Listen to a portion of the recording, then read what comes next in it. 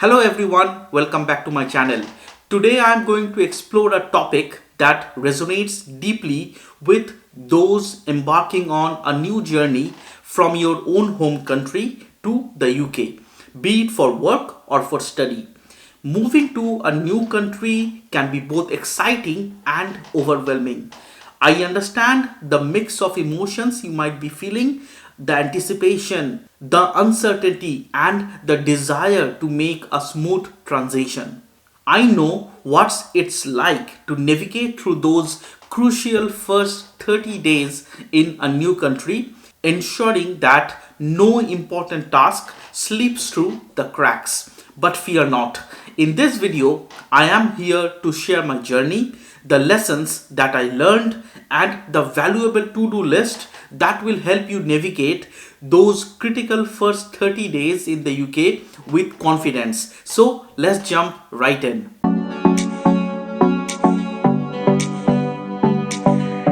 The first task is to find suitable accommodation, and it is a top priority when you are moving to a new country.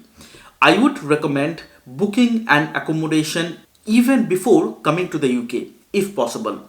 When looking for an accommodation, try to search for areas that are easy to commute to and from your workplace. Websites such as Rightmove or Zoopla, they have a lot of advertisement for a lot of properties which you can rent or if possible can even buy. So please browse the properties well in advance because nowadays it's quite difficult to get a good rental property in most UK major cities because of the excessive demand and low supply. An alternative option to finding your own accommodation is a shared property where you rent a room in a shared accommodation. Take a look at Spare Room website for more details. This is a good option for students as well as professionals who are coming alone.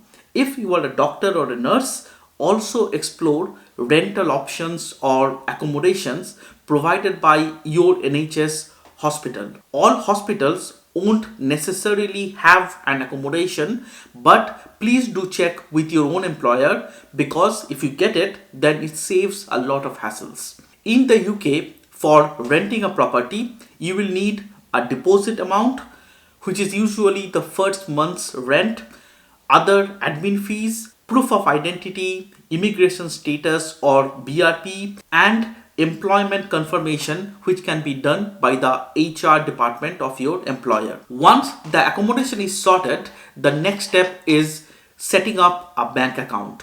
Opening a bank account in the UK is important for managing your finances effectively.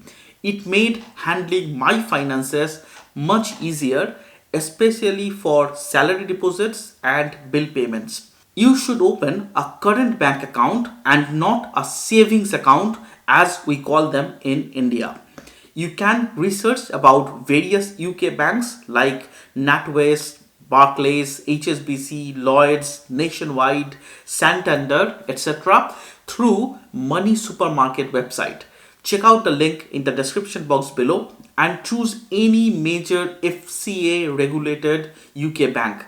To be honest, there is not much to choose between the major providers. You will also find some newer UK banks which are online only like First Direct, Monzo, Chase, Marcus, which don't have any physical branch around the country. Initially, I was a bit hesitant to choose this kind of banks, but now my wife is using a similar bank for last 3 years and we never faced any difficulty in using their services despite not having a physical branch. Also, the last time I visited my own branch physically was back in 2019. So please feel free to choose these online banks. The third most important activity after coming to UK is collecting your BRP from the nearest post office. You can arrange the BRP collection from a designated post office near your workplace or your home address. BRP is required to join your workplace, and this is often done by sharing an online code with your employer. Also, BRP is required for bank account opening and all official purposes while you are starting your life in the UK. Another important point to consider is how to bring money from India to carry out your day-to-day expenses in the UK till you can sort out your UK bank account and receive your first salary in the UK. One of the most convenient way to do this is to open a Wise multi-currency account online and then load it with pounds by using your money from your Indian bank account. You can send, spend, receive and convert between British pound and Indian rupees whenever you need to. As soon as you enter the UK, you can request a Wise international debit card linked to your Wise account, which can be used for your day-to-day expenses. And after you have moved, you can continue using your Wise account. You can actually receive money from all over the world in multiple currencies and transfer money to India from the UK using the Wise account. Please do check out the link in the description and pinned comments below. Number 5, you will need a mobile phone SIM in the UK to stay connected with your family and friends. There are broadly two types of mobile phone contracts. One is a pay monthly option which requires credit checks, so might be difficult if you have never lived in the UK before. The preferred option is pay as you go SIM, which you can use with your own Indian mobile phone, and as soon as you are in the UK, you can arrange for the SIM card to be delivered to your UK address. Please check out the Lebara SIM card plans, which also allows free India calling in their plans and does not require any credit check. Link in the description. Number 6, registration with your GP. You need to register with the GP surgery. It's crucial to have access to primary healthcare services or your GP.